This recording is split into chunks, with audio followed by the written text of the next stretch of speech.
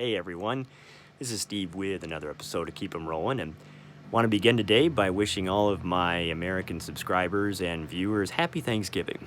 I hope all of you have had a great day. I hope you've been able to spend time with loved ones. I hope you've had a bountiful feast. I hope you haven't had too much of a bountiful feast, but to all my non-American subscribers and viewers, I'll wish you, well, a happy day. So, on that note, I myself today have had just a wonderful day. I'm very fortunate in that I get the day off, so I'm very thankful for that. And I was able to spend it with my wonderful family today, which has been just a great thing. The day started off bright and early. We went over to a nearby city and we took part in what's called a turkey trot, which is a 5K run, a 5K being 3.2 miles. And it was a fun way to kind of kick off the day, dust off the cobwebs, if you will, build up that appetite for Thanksgiving dinner. It was well attended. The event was a fundraiser for their local YMCA. You can see kind of my shirt here that I have on. My wife, daughter, and I all bought one of the shirts, which is really cool, and also goes to their fundraising efforts. And it was really neat. The police were all out because they watch all the intersections for the run, and there were a couple hundred people there, and they were dressed in all manners of turkey-type costumes and that. So it was just a neat way to be part of the community and give back to the community. So the rest of the day was, it's cold here, so it was spent doing, traditional Thanksgiving stuff of eating, watching TV, and napping. Waking up, eating, watching TV, and napping, and so forth and so on. That's why I'm shooting this video right now, is because I needed to break the cycle. It's getting to the point where it's like, okay, it's enough eating, napping, and watching TV. Wow. Now, I'm a little behind on my schedule. I wanted to talk to you about the show that was over in near Detroit. And I had something interesting happen at that show that was, left a little bit of a sour taste in my mouth. And this is why this video is running a little bit late, because I had to do some thinking of how I wanted to talk about the show. And I'm not going to go into any details. I will say that it was weird and then it rectified itself, but it still, as I said, just left a little bit of a sour taste in my mouth. So please don't ask questions in the comment line about what happened. I will possibly talk about it sometime in the future, but right now I'm just going to have to kind of see how I want to promote the show. I will say the show takes place a couple times a year. It wasn't a bad show. It was a very small show. And I think their next one comes up in January, so we'll see how I feel about promoting it. And if I decide to, I'll post it on Instagram. I'll talk about it in my video, and that'll give a chance for those who live within driving distance of the show to be able to attend it. So we're just going to leave it at that, okay? Well, enough of that negativity, strangeness. Let's talk about what I found at the show, because I did pick up a couple items, and they were pretty nice items. So I'm going to flip it over here. There we go. Flip. And this is the first item right here. A beautiful M1917 World War I U.S. helmet. This is the U.S. version. It's not the British version. Just in absolutely stellar condition. Now, I will be upfront with all of you that I did pay a premium price for this. This wasn't the $5 garage sale find or the $50 flea market or $100 estate sale. I did pay up for it because of the condition, but it's amazing. It's got probably 90 to 95% of the original textured finish on it. It's just in beautiful shape. Plus, when you flip it over here, look at this, ladies and gentlemen. I don't know if this helmet was never issued or if it was issued to someone who, maybe came back and they're like, okay, here's a helmet, get off the boat, here's a helmet for you, and you get to keep it, and they took it home and put it in the closet. The chin strap is complete. It's the leather chin strap with the metal buckle. It's soft and supple. When you look inside here, you can see the oilcloth liner. Everything is intact, in great shape. Even has the tag down here, which is oftentimes missing or really faded or torn. It even has underneath the oilcloth the manufacturing purple stamps.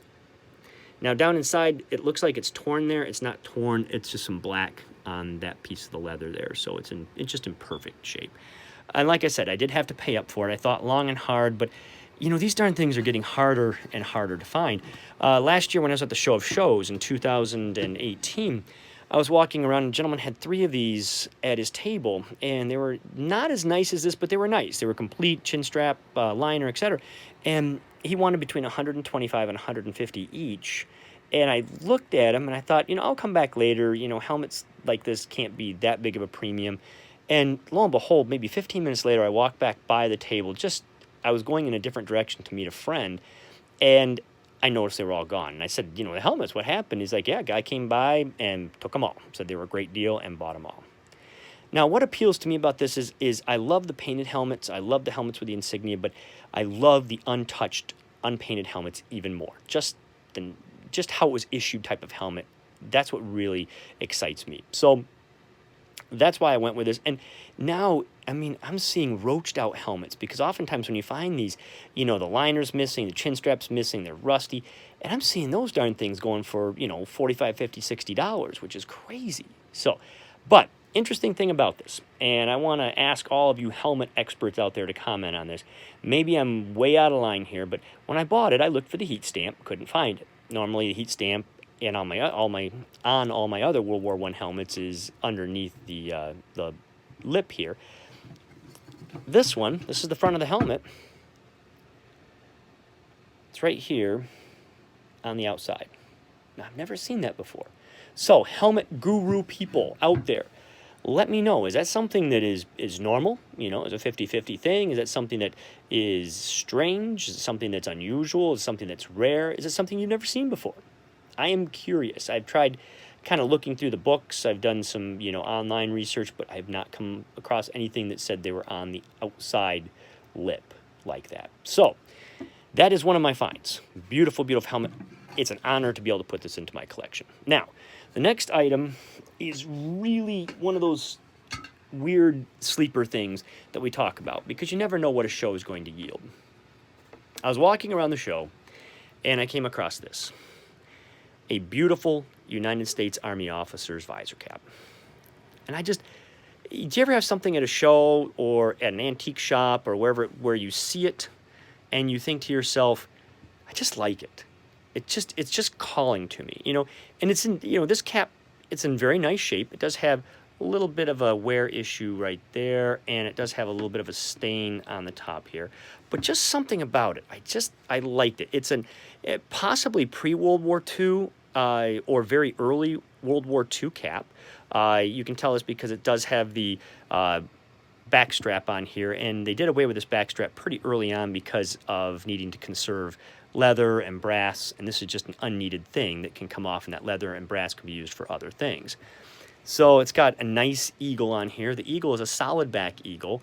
Most of these eagles are kind of hollow on the back. This one's solid. It's got the upswept wings, which I really, really like. But what drew me to the hat was the wear. When you look at the visor here, can you see that kind of, I'm going to try and zoom in. It's a little difficult to see. It looks almost like a reflection. Let's see if we can toy with this. But you'll see that dark area. There we go. That's a little better. And then if you come up here, you can see kind of the crustiness that's up on the wool right there, okay? Now, some people might look at that and go, wow, that hat's flawed. It wasn't stored right. I don't like it. But for me, I knew exactly what caused that. This cap is a cap that was obviously worn quite a bit. So this was the everyday cap for this officer, okay? And being an everyday cap, switch over here. I had to change hands. Sorry about that. Taking that cap on and off, this is how he's grabbing it. Okay, today we don't do that. You know, today we're very careful as collectors, but when this guy was wearing it, it was just a piece of his headgear he had to throw on every day. So he grabbed that hat right here. The oil from his hands rubs off on the visor and rubs off on the wool here and causes the staining. So you can see this is just something this is from him wearing this hat every day, day in and day out. You can also see it on the underside here. If we look up kind of, you can see where it's worn. You look inside here, you can see where it's worn. Remember, look at the directional ribbon back there, how crusty it is. Remember that people at this time, men, wore pomade in their hair. And oftentimes that pomade would rub off on the sweatband and create all of this discolorization and staining. Now, looking at the underside of the hat, it's got a beautiful kind of off-yellow silk lining. And it's got a nice heat shield here with this early manufacturer emblem. But also has the name, Pearson. I love things that are identified. But I noticed when I was looking at the hat, if you look, you can see dark, like, writing underneath. So I knew there was something on the back side of this tag. So I negotiated with the dealer. He was firm on his price. He wanted $75 for the cap. that I thought was a little rich, but I liked it. And believe me, I looked at this thing probably 3 or 4 times before I finally committed, and he would not come down at all. But there was something about it, so I bought it. And you know, it's fun to buy things that you like, and I encourage all of you to do that. It's also good to know your research and to know kind of a ballpark of what things are selling for. In other words, if you love ration books, buy them. Don't let someone, talk you out of them. But it's one thing to love ration books and buy them, and it's another to buy ration books at maybe 15, 20, 30 times what they're selling for. So that's what I mean about do your research. Buy things that you like, but also know that you're not paying ridiculously over for that item. $75 is at the top end, but I still felt that that was within a fair range for the cap. Got it home, and I pulled the paper out, and I'm not going to do it here because it's a very thin piece of paper, but I pulled out the piece of identification paper, and on the back was typed Colonel Leroy Pearson. Now we've got a full name, and we have a rank, a colonel. So I own the hat of a full bird colonel. Wow, that is amazing. Next thing I did, I jumped on ye old friendly internet, and I began to do a search about Mr. Leroy Pearson. And in the searching, I was able to come up with, I've got my file over here, so excuse me while I'm kind of going through everything. I was able to come up with information about him, including a picture of him. Wow, that's a really bad glare. Sorry about that. There we go. And he looks like a tough guy, this Colonel Pearson. Well, I found out other information about him, and you can probably kind of get the idea from seeing up there on that little flag. Here's another picture of him right here, possibly wearing the hat that I just acquired. Leroy Pearson, let's go back to him here. He started out in 1908 as a first lieutenant in the Michigan National Guard. He stayed with the Michigan National Guard all the way up till World War I began. He did Mexican border service and then went overseas with the 32nd Division. He saw action in pretty much all their major campaigns and was awarded the Silver Star and the Croix de Guerre. And then he came back. He stayed involved with the Michigan National Guard. And then you get to the 1940s. He was promoted to colonel. And then in January of 1943, he was made the Adjutant General of the state of Michigan. Holy moly, I own the hat of the Adjutant General of the state of Michigan from World War II. But it gets better because, as you probably see up here where it says Generals from the USA, he was actually then promoted in March. Is it March of 1943? Adjutant Generals, March. Yep, sorry, that was a drift. All that turkey. In March of 1943, he was then promoted to Brigadier General.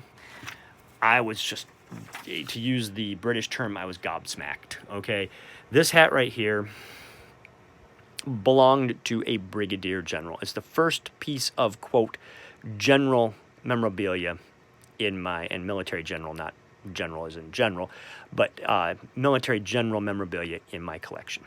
And it was just a fluke. And sure, the tag says colonel. When you look in here, it's typed colonel. But being promoted to general, he did not need to change his headgear. There's no reason to go out and buy all new uniforms. Basically, you pin on the stars, you get your overseas cap, pin on the star, and this hat here, it doesn't change. It stays the same. So my hypothesis is that this hat was worn by him as a colonel during World War II, was worn by him when he was promoted to Adjutant General of the state of Michigan, and then was worn by him when he was promoted to Brigadier General, which is just absolutely amazing. And it goes to show, ladies and gentlemen, that you never know what wild and awesome things are going to come out of military shows or out of attics or out of flea markets or what have you. And this is why I encourage all of you, if you have a name in something, do your research. See what you can find about the person's items that you own. You never know whose item is going to fall into your collection. So, on that note, I'll just let everybody know. Here, we'll flip it back around so you don't have to look at my desk here. On that note, I'll let everybody know that we're still on schedule for the rest of the videos. I'm planning on Sunday shooting my bucket list video of the cool thing that I picked up. I'm also planning on the following week doing the grouping video, and then we're going to move on to room tour, which I'm really excited about. So, on that note, once again, to all American subscribers and watchers, happy Thanksgiving. To all non-American subscribers and watchers, happy day. If you're new to the channel, like, subscribe, comment. If you don't like something, please comment and let me know why. Okay? And as far as comments go, and I say this every time, if I don't get back to you right away, don't take it personally. Please never take it personally. My life is really crazy. There are days where, I'm working, 10 hours, what have you. There are days where life is going a mile a minute, and I miss things. So I do apologize. It's nothing personal, please. Oh, and one final note to the fellow YouTuber who was at the show. Hey, it was really good to see you, and it looked like you picked up some really nice things. I was just amazed at what I saw you carrying around. So good job. I hopefully we'll see you at some of the other shows. So on that note, once again, happy Thanksgiving, everybody. And this is Steve reminding all of you to wait for it, keep them rolling.